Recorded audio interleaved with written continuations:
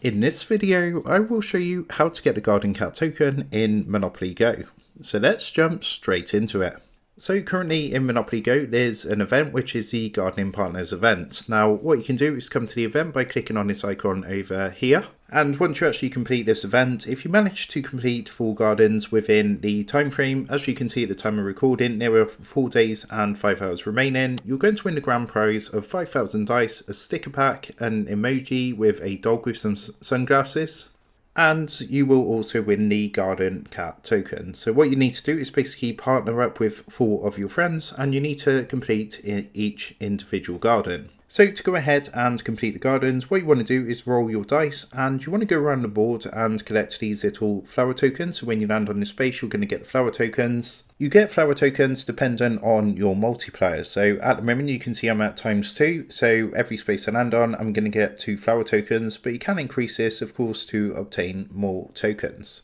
Now you can also obtain flower tokens by completing your daily wins, as well as completing milestones for the daily in-game events and the current in-game event. So for example, as you can see, if we click onto the current daily event, if you come in the top leaderboard, I think it's like the top 15 or the top 10 even, you're going to see that the rewards are these flower tokens.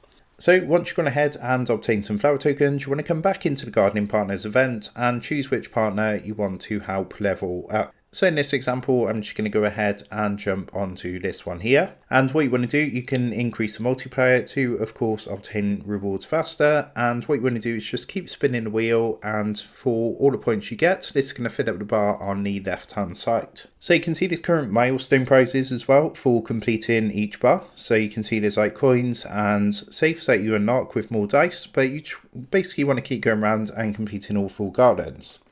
And once you've gone ahead and completed all 4 gardens, what's going to happen is if you do this within the timescale, you're going to receive the grand prize, with of course one of them being the garden cat token.